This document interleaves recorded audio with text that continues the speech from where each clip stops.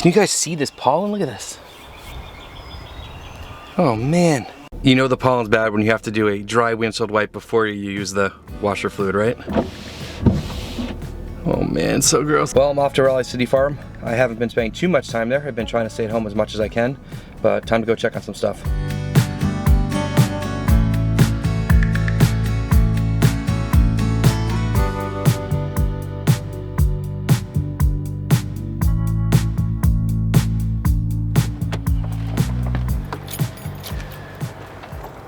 All right, well, down at the farm, and it's nice to be here.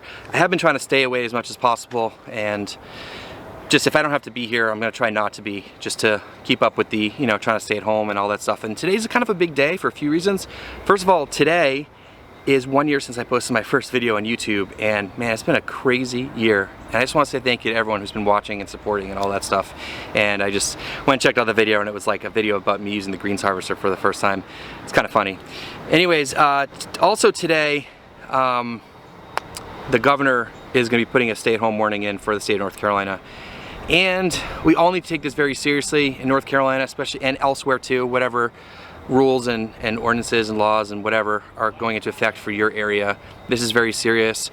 And you know, I looked through all the rules and stuff for North Carolina, and a farm is an essential business, and partly I feel really happy about that because, you know, it means that farming is important. And I think for a long time, farmers, you know, people don't think much about their food or where it comes from, and to be listed as an essential business, I think is cool. And it doesn't say size or what you're growing, it just says farming or agriculture, so that's really cool. One thing I did notice when looking through the rules is there are a million exceptions. I feel like you could find exceptions for anything, to leave your house or whatever. And so I just hope that you guys understand the point of this and that you stay at home unless you absolutely need to go out. So if you have to get food, or you need to go to the pharmacy, take your dog to the vet, you know, basic stuff. Otherwise, please stay at home. I am coming down to the farm, and I'm going right back to my house, and there's pretty much no people here, so I'm really not in contact with people. And so I feel that in terms of a safety situation, I think it's fine. I got a bunch of stuff to check out today. I was hoping to just come in and pop in and, you know, maybe do some weeding and check on things, but we got some other infrastructure stuff we're working on. We'll see how long I'm here for today or this morning. I was hoping to get home and transplant some of that stuff into the high tunnel this afternoon, but you know, we'll see. Let me show you what's going on in the tunnel. This kale is doing phenomenally well. It looks awesome. It's huge. Probably almost start harvesting it pretty soon. And the onion is standing up, looks great. The arugula over here is patchy, which I mentioned before. Definitely a watering issue here. We're gonna have to get that sorted out. Let me show you these beds over here. Nice sized radish. Looking awesome. Carrot bed is looking great. Nice and even germination. And then over here, the arugula, again, patchy in the middle. And I think you can, it's where the sprinklers are overlapping. I think I got overwatered for a while. We'll see if it rebounds. But things are growing quickly right now. It's been warm. It's been great. It's been a really, really late winter, early spring. And it's been pushing the crops up quickly. So things are cool in here. So you guys know I tarped a bunch of stuff out in the field, and it hasn't been that long, but check on it here. You guys might be able to see. I mean, I'm right at the edge here, but you can sort of see there's a bunch of stuff growing, but it is pretty yellowy, and so it's not getting light. Obviously, it's covered with a tarp. There's tons of cool stuff going here. Lots of worms, lots of bugs.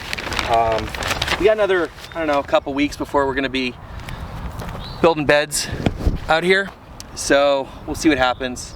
It's just the constraints of starting this farm in February 1st and trying to get it operational as quickly as possible. So these are the constraints we're working in, but so far, so good. I'll show you the cover crop. Out in the field here, cover crop came up pretty nicely. Oats are obviously a lot bigger than the peas, but I definitely see some peas coming up as well. So a lot of weeds mixed in, but hopefully this will cover up and give us some good cover crop activity. But so far, we got pretty uniform germination out here. I think it looks pretty good. One of the big infrastructure projects that we need to get accomplished this week is really getting our wash station set up, and it's been something we've been kind of dragging our feet about a little bit because we don't have a really great solution. We don't have a really good spot to get out of the weather, and so this is really the main area we've been talking about here. This is the main like sort of pavilion or farm stand, or I don't know, we call it a lot of different things. It has this awning on the top here, which is not weatherproof, and it's also open pretty much on all 4 sides, and when it's raining it definitely gets wet in there, not just from the top because it's just canvas, but also comes in from the sides, and it really can't have that for a wash station. We need to have it out of the weather, especially because we're going to have fans for the drying screen, we're going to have a pump, the washing machine, the salad spinner, all that stuff. We need to get it out of the weather. Plus, when the weather is poor and we're going to be in there washing vegetables, we need to be able to get out of the weather as well. So all important stuff. So we've been for a while kicking around ideas about how to waterproof this area and close it in and stuff, but I think the better answer is to use this sort of side space, which was added on as an addition a while ago. You can see how it kind of looks different than the rest of it. And the nice thing is it's got a really solid roof. It's got a metal roof.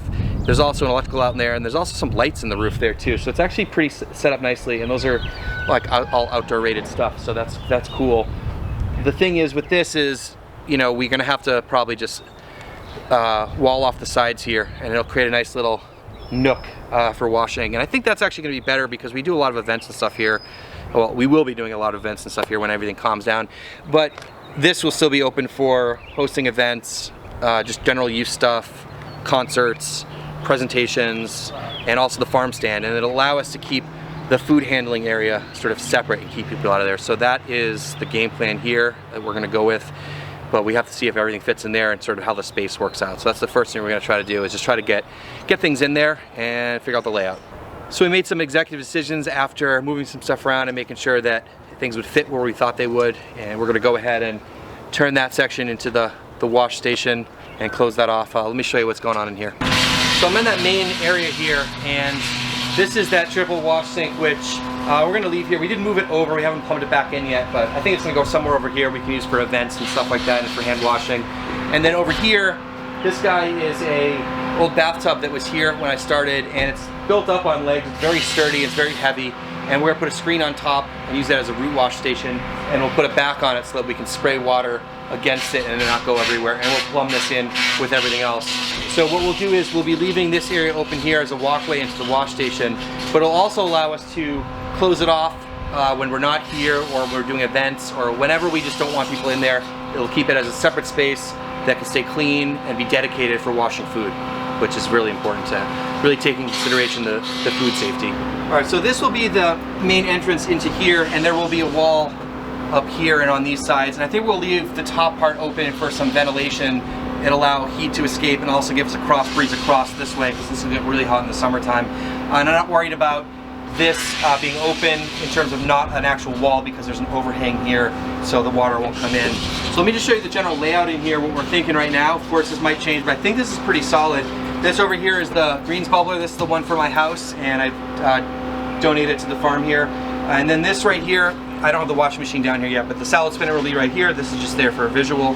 And then we're going to set up the drying screen with the fans you guys have probably seen before, and cleaning with the pattern here. So wash, bubble, spin, dry, and then this over here will be our our pack table, and we'll probably put some shelving in here so we can have bags, scale, bag taper, all that kind of stuff. And so we'll have a nice flow of coming in, right? Bins can sit right here as we're working them, go around, back out, and then over to the fridge. So everything fits in here besides the root washing station, but that'll be out there, which is okay. And it also provides a nice boundary here to sort of define the entranceway here, and really define this as a space, and make sure that people know that this is for washing, preparing vegetables, not preparing, but just washing vegetables, and keep it as clean and keep as many people out of here as possible, because we're in a very open space here. Some other benefits we have in here is we do have lights already installed, which is great, and there is an outlet here, and it's a GFI outlet, which is cool. So we'll be able to hook up what we need, and then we'll do the plumbing, which will be a little more complicated, but we'll get to that when we need to, hopefully later in this week. But I just want to show you what we're going to be doing in the wash station here. So I just want to update you guys this morning on how it's going at the farm, show you some of the infrastructure projects that are going on here, making sure that we're ready for the farm season, making sure we have a place to safely and efficiently wash vegetables for our customers, super important.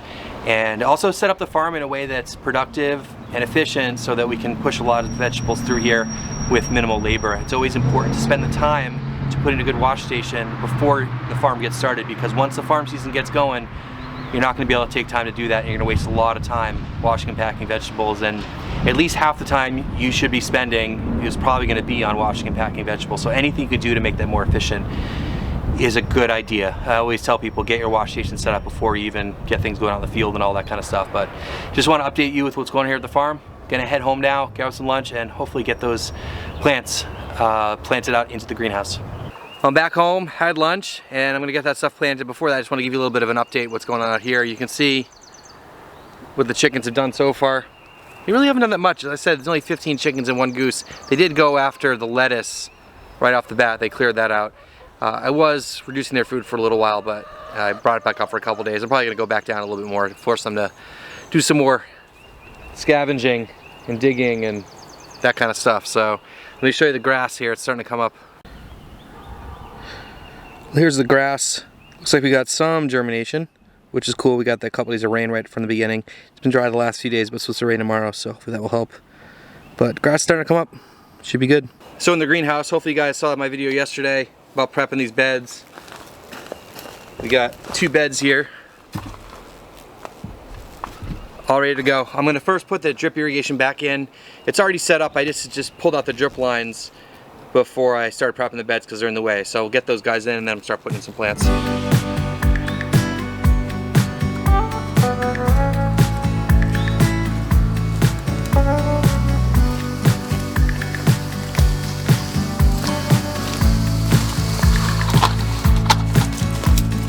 So I pulled those out in groups, so it's easy to pull them back in groups. Gonna hook up the water, flush out the lines, and then flush out each valve as I hook up each hose. That way I'm trying to get the dirt out of it. I can't go into all the details about my irrigation system, so go check out this video here if you want to see all the details. So basically the water comes in here, there's a header on this side.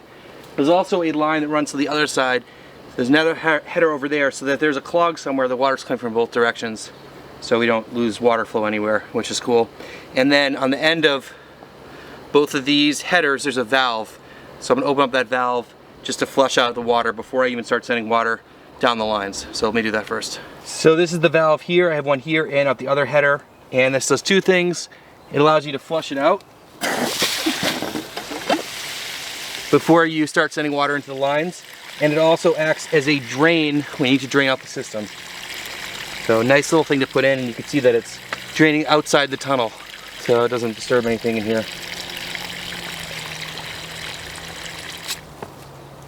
So I got my header here, and I got the valve for each line and a quick connect fitting. And one thing I like to do is make sure to just give it a little bit of a blast first. You saw, I don't know if you could see it, but there's a little bit of dirt that came out of there. And so because it's just been hanging around, just do that at each one. But once you have everything set up, it really doesn't take that long. I just pulled the lines in, rehooked them up. They're not completely straight and tight, but I'll shorten them up as I need to. But we can get going with this. I usually like to install a drip and then transplant, so I'm not pulling the drip tape across freshly transplanted crops. So let me go show you the crops I got to put in the ground right now. All right, so this is what I have ready to go out. We got some cucumbers, some patty pan squash, some beans, some beets that I think are a little bit too little. We got some green onion, we got some kale that's kind of struggling. It's been in here way too long. And we got a bunch of lettuce. So I'm gonna get some of this stuff transplanted right now. Got the stuff transplanted. So I got in cucumber, patty pan squash, green beans, lettuce, green onion, red Russian kale.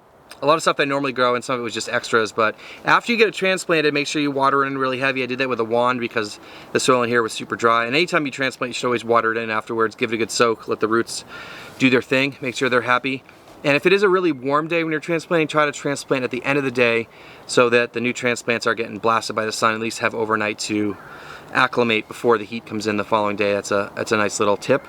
And you know, I don't know if all these transplants are going to make it. I just been juggling a lot of stuff right now between Raleigh City Farm, family obligations, trying to grow food here, and making videos and no-till growers and all that stuff that I got going on. It feels good to get some stuff in the ground for sure. And I just want to say, like I usually do, please stay safe. Please stay at home as much as possible.